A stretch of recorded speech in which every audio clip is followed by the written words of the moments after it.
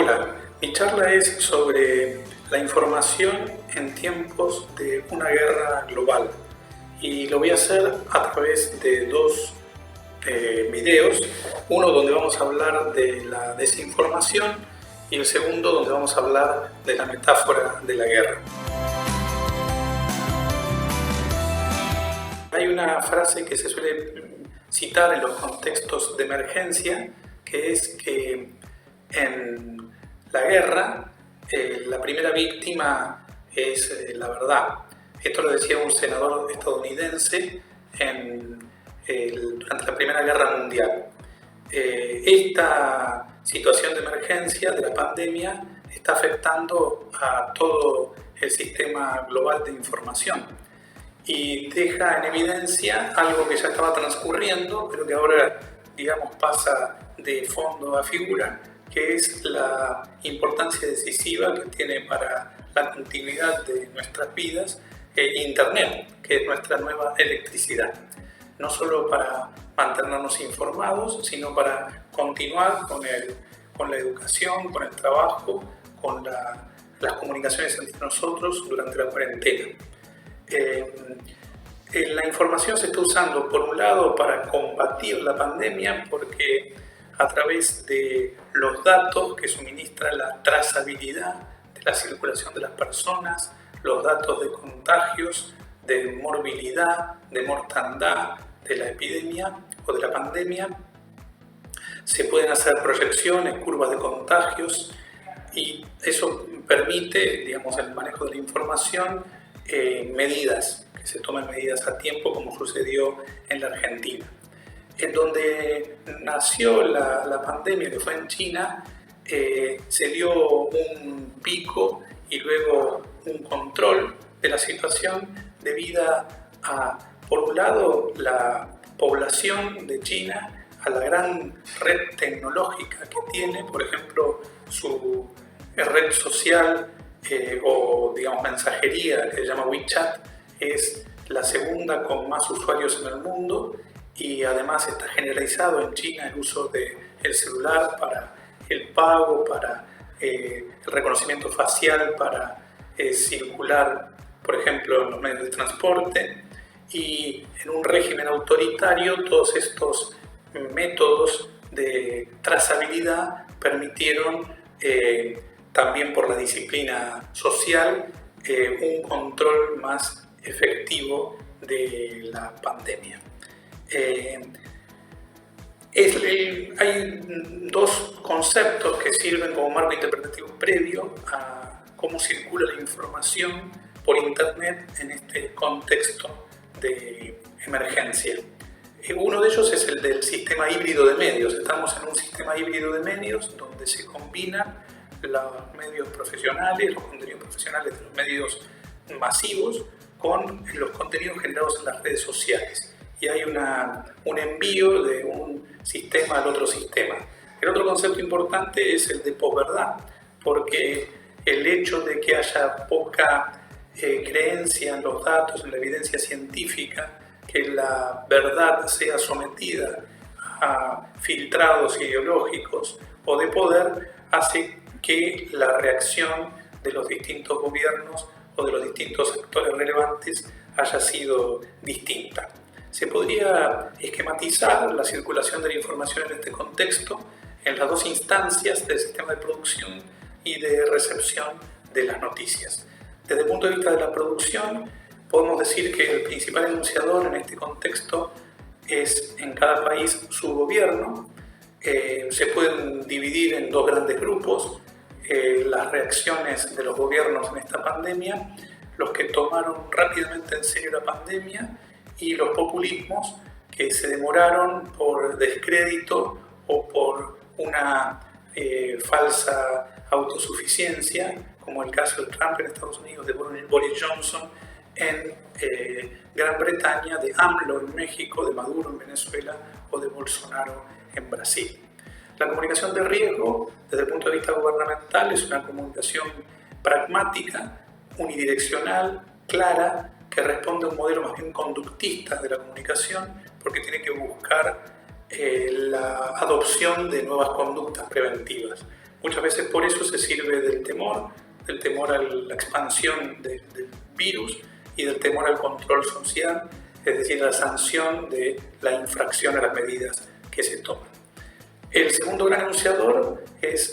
son los medios, que nosotros recibimos hoy todos los días este sistema, digamos, que nos envuelve como una piel, que es el sistema híbrido de Internet y medios convencionales. En realidad fue diseñado en esta instancia de la evolución tecnológica para la movilidad, y nosotros lo estamos consumiendo en un contexto de quietud, en la cuarentena, encerrados en nuestros hogares, y eso agrega, digamos, una sensación de irrealidad, de que la única información nos viene desde afuera sin demasiadas certezas,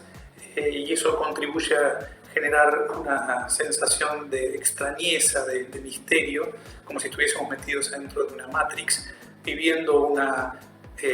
cotidianidad que no es la verdadera realidad.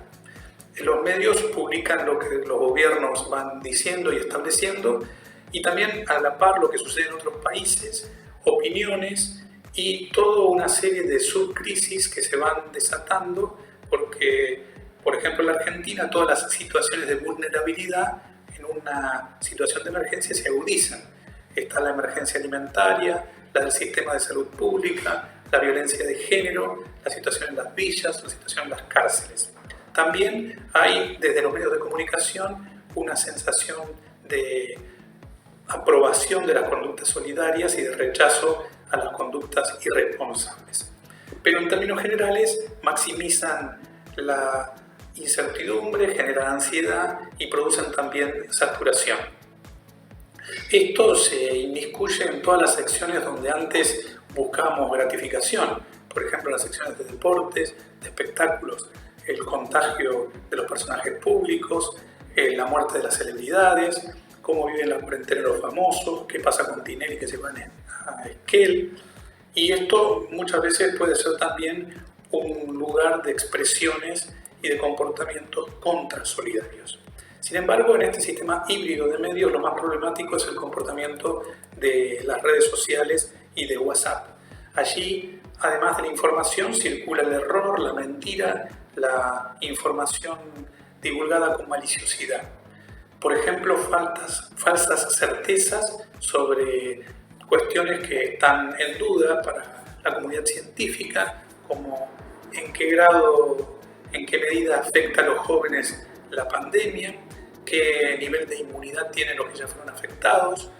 o esta circulación de desinformación puede tener efectos secundarios muy nocivos, como por ejemplo decir que una medicación para la hipertensión contribuye al contagio del coronavirus puede hacer que los pacientes hipertensos dejen de usar esa medicación, o la discusión que hay en estos momentos acerca del uso o no de los barbijos, que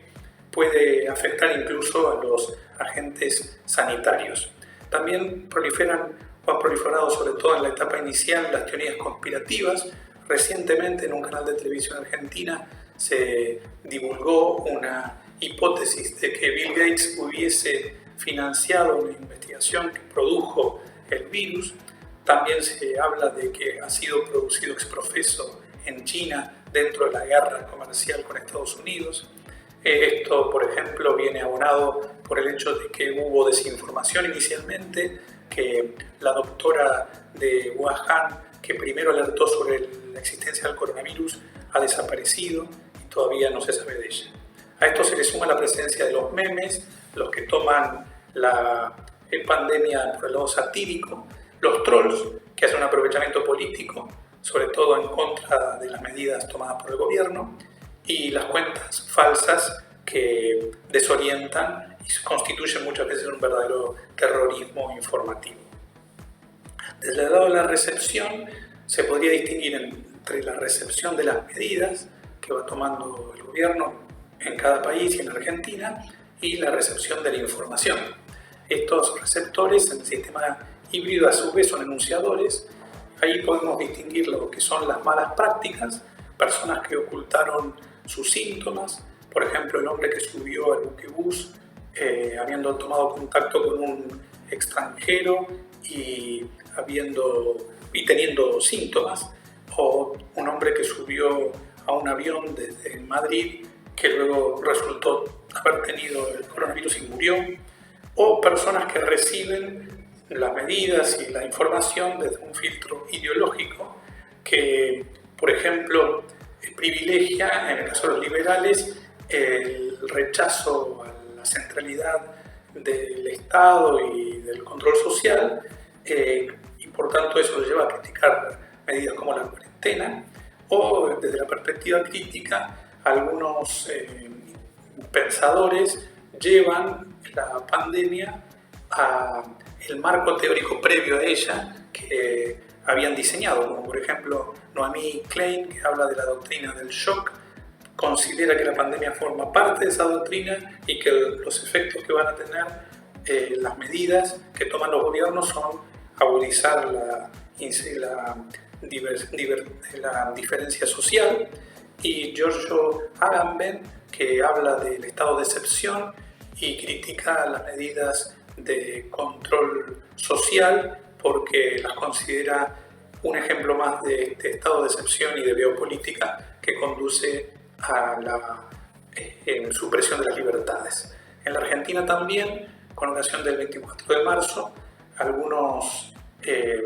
comentarios mostraban como cierta semejanza entre la actividad de control de la Fuerza de Seguridad y de las Fuerzas Armadas en el contexto de la cuarentena estricta decidida por el gobierno, lo relacionaban con la represión, recordando la dictadura militar. Este contexto de informaciones y desinformaciones lo que puede producir fundamentalmente es un ruido en el camino, un obstáculo para que circule el mensaje central que quiere en cada momento dar en su comunicación gubernamental el gobierno, y producir también una desconfianza a la autoridad sanitaria y a la autoridad política que está conduciendo la crisis.